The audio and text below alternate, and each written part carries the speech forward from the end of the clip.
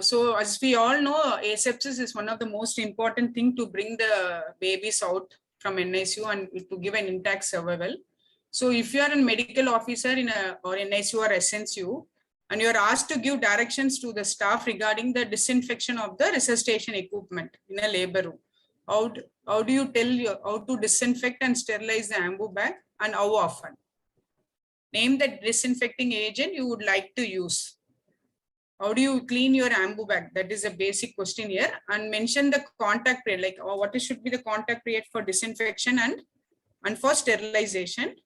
And mention the disinfecting used for laryngo. So once you intubate the baby or before you intubate the baby and in between the babies, how do you clean your laryngoscope blade?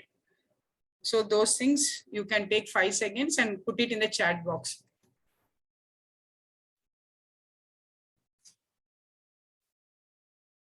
So how do you disinfect and sterilize ambu bag?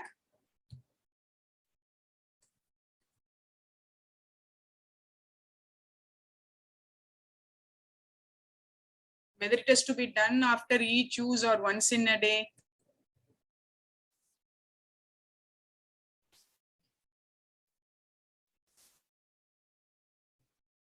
So I can see some answers. First, wash with soap and water. So you have to dismantle all the parts of an ambu bag and first wash it with soap and water. So for disinfection, after soap and wash, we have to make the ambu bag dry and then keep it in the Sidex for 20 minutes for disinfection. And for sterilization, you have to keep it in the 2% Sidex for 4 to 6 hours. So this is how we have to do it. And every day, after each use, you have to disinfect, and after every day, you have to sterilize once. So how about the laryngoscope blade?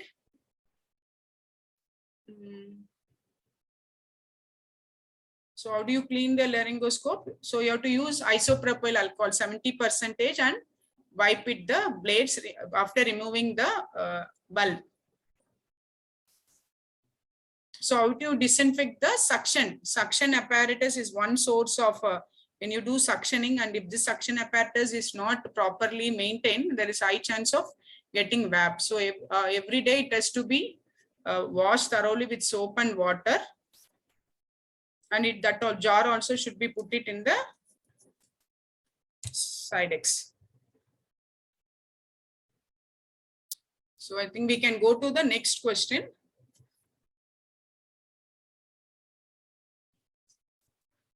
So a primary mother was referred to you. See, being a neonatologist or a treating pediatrician, we nowadays with the increased number of antenatal scans, we often get mothers who are referred to us in the antenatal period with some abnormality. So we should be able to counsel them in a proper way. So this is a primary mother who was referred to you at 28 weeks of gestation, and the TIFA scan is showing isolated lateral anomaly, which is of 14 mm lateral ventricle. Whether it is significant or not, you can put in the chat box.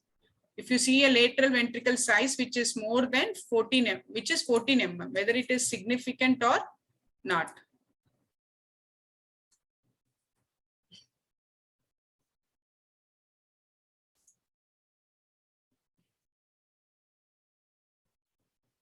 So, and then how do you grade whether it is mild, moderate or severe?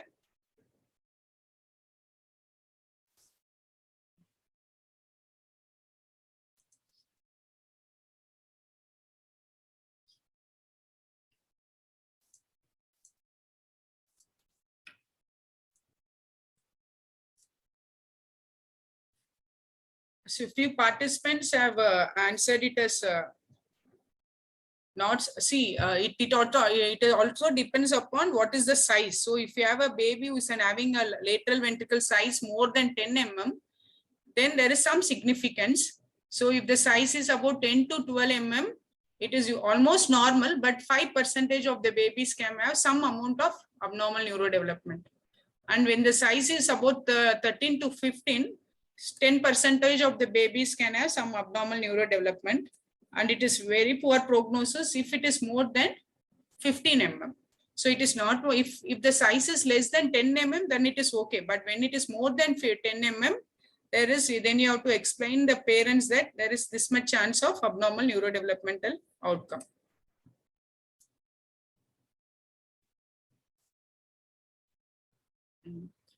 So in the same way, you have another mother who will refer to it at third trimester with antenatal scan showing renal pelvic dilatation. This is one of the common issue with which antenatal mothers too will come to us. It is a unilateral renal pelvic dilatation of 8 mm. So when do you advise postnatal scan in such a baby? So you have a mother who was diagnosed to have a fetus with renal pelvic dilatation at 8 mm, only one side. So you have attended the delivery, otherwise the baby is fine, healthy. What do you advise that parents? When to do a postnatal scan?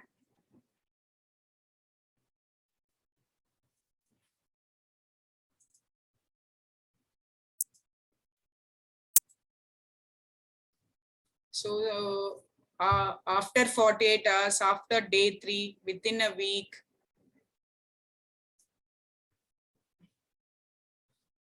it is mild grade. Yeah. So many of them have answered correctly. So if it is, so usually we have to wait. It's not an urgent to refer the baby to the NICU.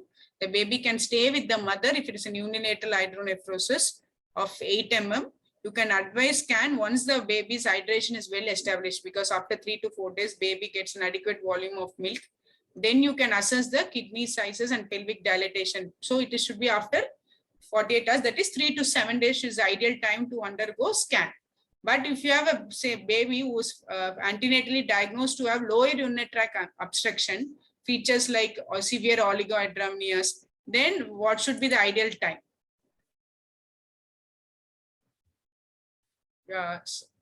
Alicia has answered like what, 48 hours. So if you have a baby who is having features of lower urinary tract obstruction, then it should be within 48 hours. You have to do the scan and then send the renal parameters to see to relieve the obstruction. Okay. So and the commonest cause is transient hydronephrosis. So we should not scare the mother telling that they have to terminate the pregnancy. So most of the time it is transient. So if you have a mother whose fetus is diagnosed with pelvic dilatation, you advise them to undergo repeat scan in third trimester. And according to the size and whether it is unilateral, bilateral, whether fetus is showing obstructive features or oligohydramnios, you advise the postnatal scan. So this is one of the commonest thing what we do in the NICU. So if you have a baby who is diagnosed as meconium aspiration syndrome, ventilated like Dr. Srujana presented, that baby is on a FiO2 of 100%, MAP12 and PaO2 of 40. What is the oxygenation index? So I think you can calculate and tell us what is the oxygenation index and what is the significance of doing oxygenation index in a ventilated baby. Yeah. So I think many of you have answered correctly. It is 30. So after each ABG for sick baby, better you do the measure the oxygenation index, and as the oxygenation index increases, that means the severity of hypoxic respiratory failure. So what is the significance? If the oxygenation index is more than 40 ECMO, if it is 30, we have to go give INO, all those things we have to give. Yeah, so this is answered by most of you. Good. So cutoff, so 15 or less is mild hypoxic respiratory failure, 16 to 25 is moderate, 25 to 40 is severe, and more than 40 is very severe hypoxic respiratory failure.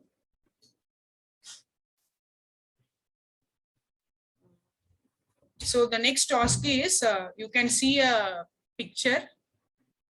What is the graph? What is this graph?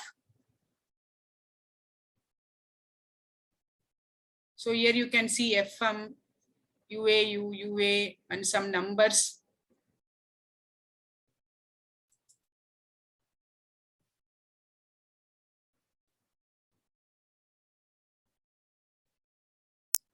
Dr. Sridhar has written fetal heart rate reactivity. Jaya's answered as cardiotocograph, CTG. So here it is fetal movement. See, whenever there is it is non-stress test. So here it is not, it is written as FM. That means fetal movement. So mother has to, whenever the mother perceives the fetal movement, she has to press the button. That time, in response to the fetal movement, the fetal heart rate should increase. Whereas here there is no acceleration. So this is a NST. So we should all know how to interpret an NST, and when we go for the delivery rooms, we should ask the report of NST and see practicing. So when do you say NST reactive? When you say an NST reactive?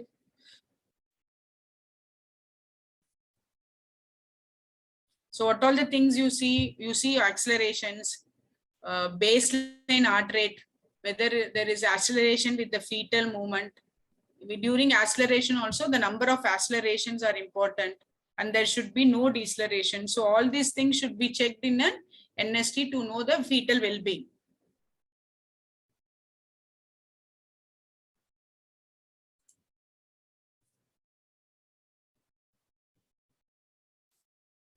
So what is this used for? What is this? In the picture, you can see something which is placed.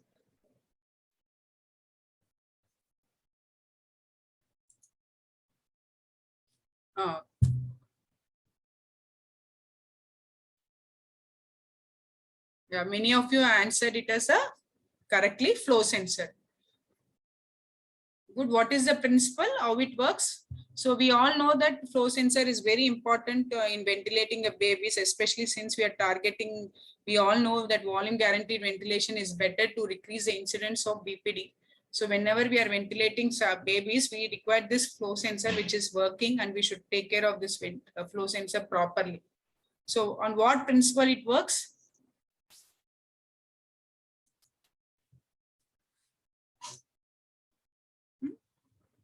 So there are other sensors like differential pressure sensors. So Alicia's answered as outwire anemometer. So that is it is made up of a tungsten material, and it is at some temperature in it. So whenever the gases flow through that hot wire, then there will be change in the temperature. When the gases flow, the temperature changes because gases will be cool.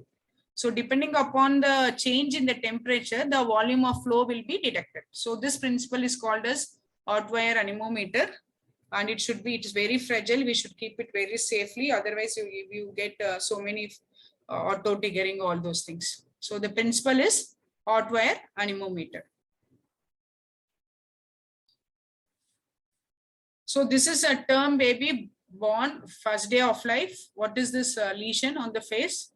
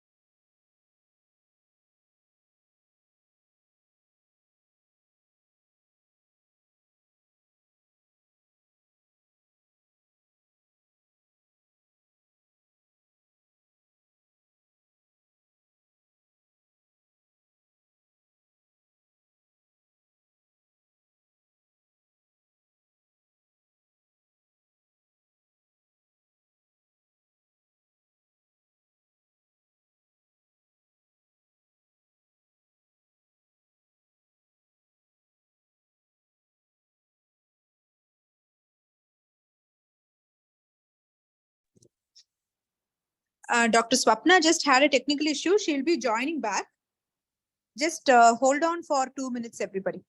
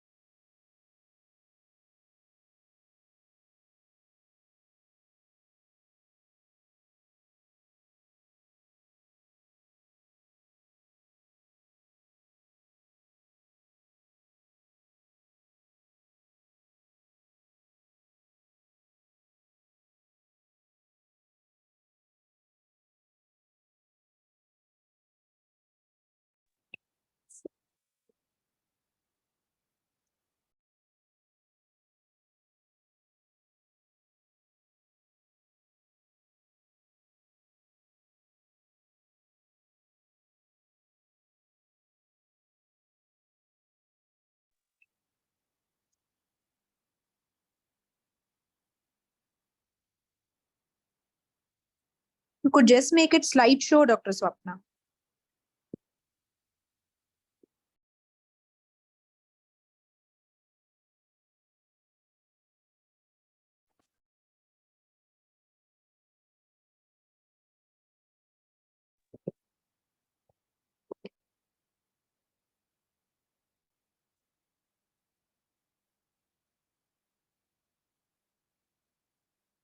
I hope you have not muted your audio because we aren't able to hear you yet.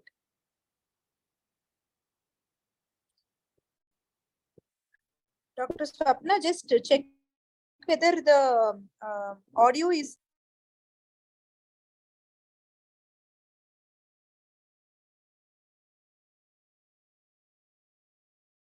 Now I'm okay, madam. I'm audible. Yes. Now perfect. Yeah. So when this is a baby who has, so few of the students have answered it is correctly, port vein stain. So whenever you have such a lesion, especially in the trigeminal nerve over the face, you have to rule out Stooge-Weber syndrome, and we all know that it is associated with the seizures. And which ophthalmic complication you have to look in such a baby?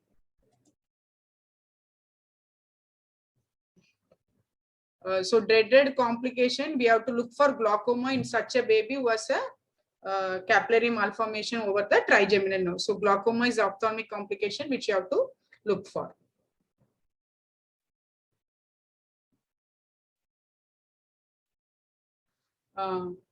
So this is one, can you identify which position the mother is adopting to feed? Name this position of breastfeeding.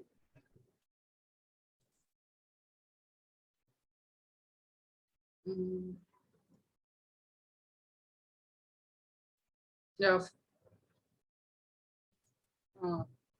So it is not a cross cradle, it is football position. Cross cradle, the baby's the entire body will be supported in front of the chest, like it will be cradle, but in the opposite hand the baby will be held.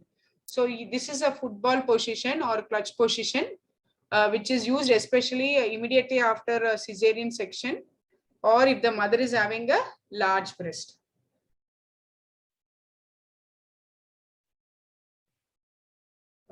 So what is this image and what is this condition like?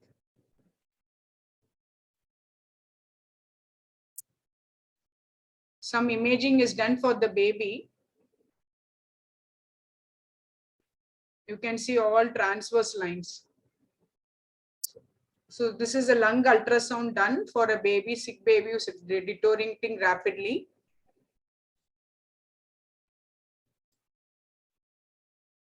Yeah, we all know now we are mostly dependent on lung ultrasound. Nowadays, it has come like a stethoscope where we are using it for every babies to sick babies. So this is a M mode of a lung ultrasound done where you can see vertical, horizontal lines, straight lines. So barcode appearance, which suggests there is a pneumothorax. What is the other lung ultrasound finding in the case of pneumothorax is the absence of lung sliding.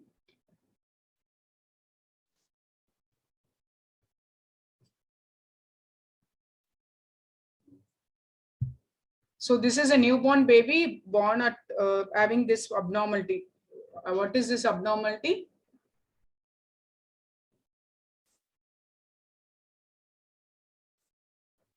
Yeah, it is a CTAV. So when the intervention should be started for such a baby? So it has to be, intervention has to be started when in such a baby who has a CTAV. So everybody is answering CTEV, but when the intervention has to be started for such a baby?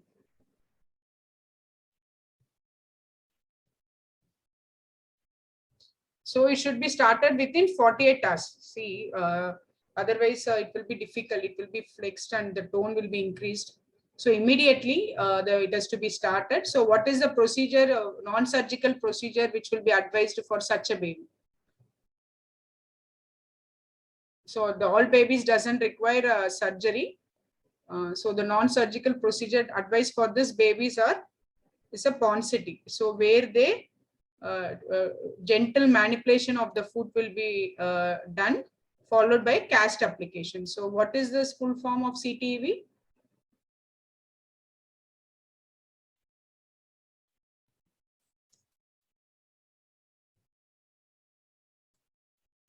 So it is pauncity non-invasive method. So where they put a cast and every 1 week they change the cast so that it will be easy to manipulate the foot.